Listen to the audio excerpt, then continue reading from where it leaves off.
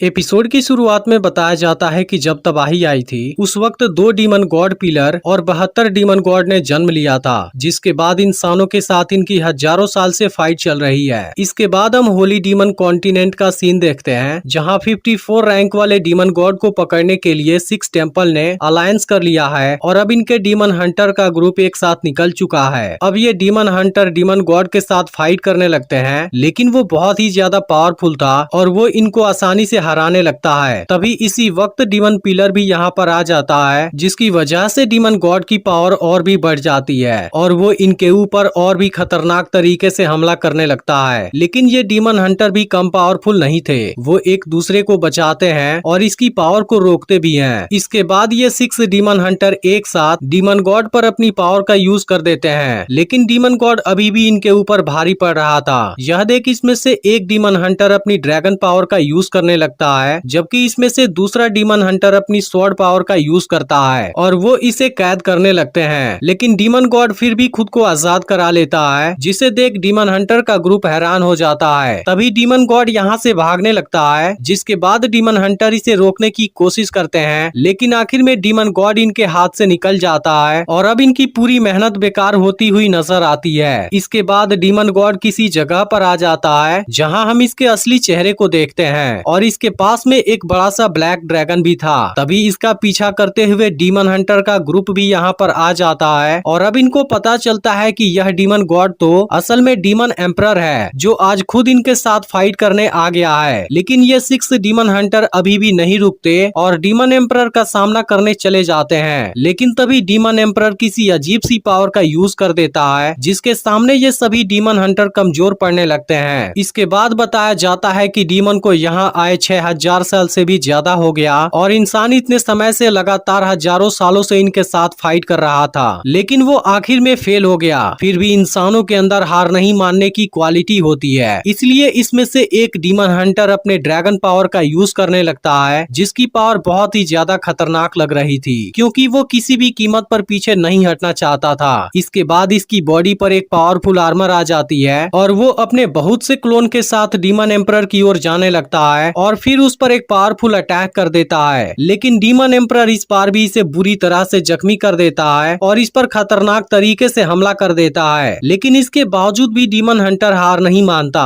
तभी अचानक से डीमन एम्परर इस पर अपने ड्रैगन से अटैक कर देता है और खुद यहाँ से गायब हो जाता है, जिसे देख सब हैरान हो जाते हैं और किसी को समझ नहीं आता डीमन एम्परर अचानक से चला क्यों गया। लेकिन फिर बताया जाता है इसी के साथ उस दिन एक और भी अजीब सी घटना हुई थी, जहाँ लॉन्ग सिन्यू की वाइफ बाईयू भी रहस्यमय तरीके से गायब हो गई थी। फिर हम देखते हैं कि वहाँ पर कुछ डीमन आए थे और बाईयू से कहते हैं कि अब आपको चलना होगा, क्योंकि डीमन एम्परर आपसे मिलना चाहते हैं। और अब उसके जाने की वजह से इंसानों की दुनिया में कुछ समय के लिए शांति हो जाती है। लेकिन इसी के साथ डीमन और इंसान के तकदीर में भी कुछ बदलाव हो गए थे, क्योंकि उस रात डीमन एम्परर के आने की वजह से उसने अकेले ही रहने की इच्छा की। लेकिन फिर भी जिस दिन सवेरा होगा उस वक्त ईस्ट डायरेक्शन में एक स्टार चमकने लगेगा। फिर अगले सीन में हम एक वॉरियर टेम्पल को देखते हैं, जहां एक मास्टर कुछ स्टूडेंट को वॉरियर बनने की ट्रेनिंग दे रहे थे, जिनका मकसद इंसानों की रक्षा करना और इंसानियत को खतरे से बचाना होगा। लेकिन अब आज इनको ट्रेनिंग करते हुए 1 साल हो गया है, इसलिए आज इनका एक टेस्ट होगा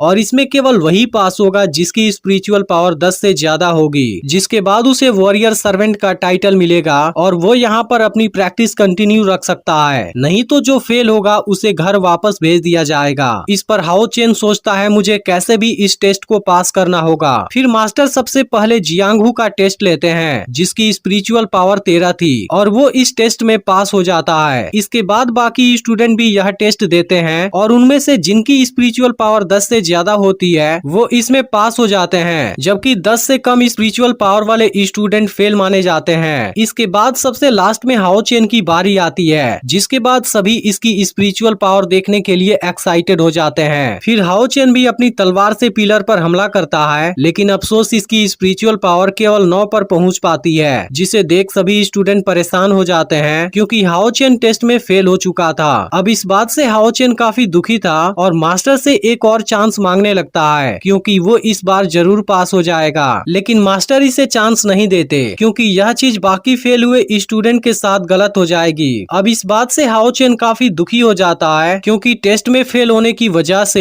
इसका सारा वेपन वापस ले लिया जाएगा और अब उसे स्पिरिचुअल लिक्विड भी नहीं मिल पाएगी। इसके बाद हाओ चेन इनके सामने घुटने टेक देता है और दूसरा चांस मांगने लगता है, क्योंकि हाओ चेन किसी भी हालत में यह टेस्ट पास करना चाहता है और डिस्क्रिमिनेशन फेस्टिवल में इसका रुकना जरूरी है। अब यह देखते ही स्टूडेंट मास्टर से हाओ चेन को एक और चांस देने की रिक्वेस्ट करने लगते हैं, क्योंकि सब जानते हैं कि हाओ चेन सबसे ज्यादा मेहनत करता है और उसने इनको भी टेस्ट में पास करने में मदद की थी। इस तरह से अब सभी स्टूडेंट इसके सपोर्ट में खड़े हो जाते हैं, लेकिन मास्टर भी अच्छे से जानते हैं हाओ चेन शुरुआत से ही सबसे ज्यादा मेहनत करता है और वो ट्रेनिंग पूरी करने के लिए अपनी जी जान लगा देता है। इसके बाद मास्टर सभी को शांत कराते हैं और हाओ चेन को दूसरा चांस देने के लिए तैयार हो जाते हैं, लेकिन इसके लिए उसे जियांगहू के साथ फाइट करना होगा और उसे हराना होगा। इसके अलावा बाकी फेल हुए स्टूडेंट को भी यह चांस मिलेगा। यह सुनते ही हाओ चेन सभी को थैंक यू बोलता है और अब सभी बहुत ज्यादा खुश हो जाते हैं। इसके बाद हाओ चेन जियांगहू के साथ फाइट करने के लिए तैयार हो जाता है। फिर इन दोनों के बीच में फाइट शुरू हो जाती है और हाओ चेन जियांगहू के साथ बहुत शानदार तरीके से फाइट करने लगता है, जिसे देख मास्टर भी हैरान होते हैं, क्योंकि हाओ चेन की बैटल स्किल काफी अच्छी थी और लास्ट में वो जियांगहू को दूर फेंक देता है। इसके बाद वो पिलर पर हमला करता है, जहां अब इसकी स्पिरिचुअल पावर 11 हो गई थी और अब इस बात से सब काफी खुश हो जाते हैं और यह देख मास्टर भी हैरान हो जाते हैं, क्योंकि इस बार तो हाओ चेन की स्पिरिचुअल पावर इतनी ज्यादा बढ़ गई, जबकि पिछली बार तो बहुत कम थी। इसके बाद बाकी के स्टूडेंट भी जियांगहू को चैलेंज करते हैं। तभी हम यहाँ के जंगल में एक लड़की को भागते हुए देखते हैं, जिसके पीछे कुछ बिस्ट लगे हुए थे,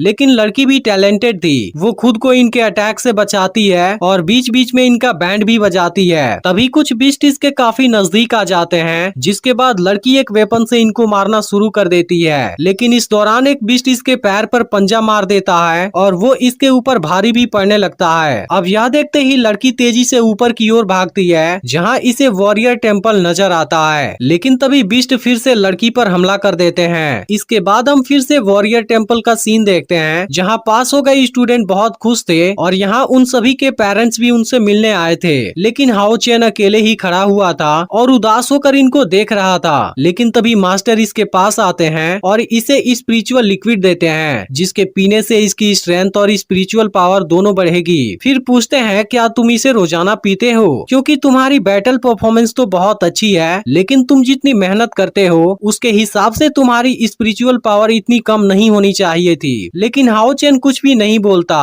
तभी इसी वक्त जियांगहू यहाँ पर आ जाता है और इसे अपने साथ लेकर चला जाता है, जिस पर मास्टर कहते हैं वो जरूर मुझसे कोई बात छुपा रहा है। इसके बाद हाओ चेन और जियांगहू दोनों एक साथ खेलते हुए यहाँ से जाने लगते हैं। तभी इसी वक्त हाओ चेन एक आदमी के नजदीक से गुजरता है, जो उसे बड़े ध्यान से देख रहा था। इसके बाद ये दोनों जंगल में चले जाते हैं, जहाँ जियांगहू हाओ चेन को अपनी स्पिरिचुअल लिक्विड देता है, क्योंकि वो जानता है कि हाओ चेन अपनी स्पिरिचुअल लिक्विड अपनी मॉम को देता है, जिनकी कंडीशन काफी खराब है। तब हाओ चेन कहता है कि अब उनकी बॉडी कुछ रिकवर हो गई है। इस पर जियांगहू इसे समझाता है कि तुम्हें अपना भी ख्याल रखना चाहिए, क्योंकि इसकी वजह से तुम्हारी परफॉर्मेंस खराब हो जाएगी। लेकिन हाओ चेन अपनी मॉम से बहुत ज्यादा प्यार करता है, इसलिए वो किसी भी कीमत पर उन्हें खोना नहीं चाहता और वो उनके लिए कुछ भी करने के लिए तैयार है। तब जियांगहू सोचता है बिना स्पिरिचुअल लिक्विड के इसकी पावर इतनी ज्यादा है, अगर वो ओरिजिनल स्पिरिचुअल लिक्विड पीने लगा तो इसकी पावर तो बहुत ज्यादा हो जाएगी। अब हाओ चेन को अपनी मॉम के लिए जंगल में हर्ब लेने जाना था, इसलिए वो यहाँ से अकेले ही आगे चला जाता है। तब जियांगहू कहता है तुम केयरफुल रहना, क्योंकि मैंने सुना कि सामने वाले माउंटेन में कुछ बिस्ट गए हैं। अब हाओ जंगल में हर्ब लेने लगता है, लेकिन तभी इसके पीछे कुछ गिरता है। यह देख हाओ चेन अपनी तलवार निकाल लेता है, क्योंकि इसे लग रहा था यहाँ पर कोई बिस्ट आ गया है। फिर वो इस जगह को चेक करता है, जहाँ इसे एक लड़की बेहोश पड़ी हुई नजर आती है और असल में वो वही लड़की है जिसका बिस्ट पीछा कर रहे थे। इसके बाद हाओ चेन लड़की के पास आता है, जो इसे बहुत ब्यूटीफुल लग रही थी। फिर वो इसे जगाने जाता है, लेकिन तभी लड़की बिना कुछ सोचे इसकी गर्दन पर चाकू रख देती है और फिर एपिसोड यहीं पर एंड हो जाता है। तो यह वीडियो आपको कैसी लगी आप कमेंट करके जरूर बताइएगा, और इसके दूसरे और तीसरे एपिसोड भी जल्द अपलोड होंगे, इसलिए आप इसे जितना हो सके उतना लाइक और शेयर कर दीजिएगा।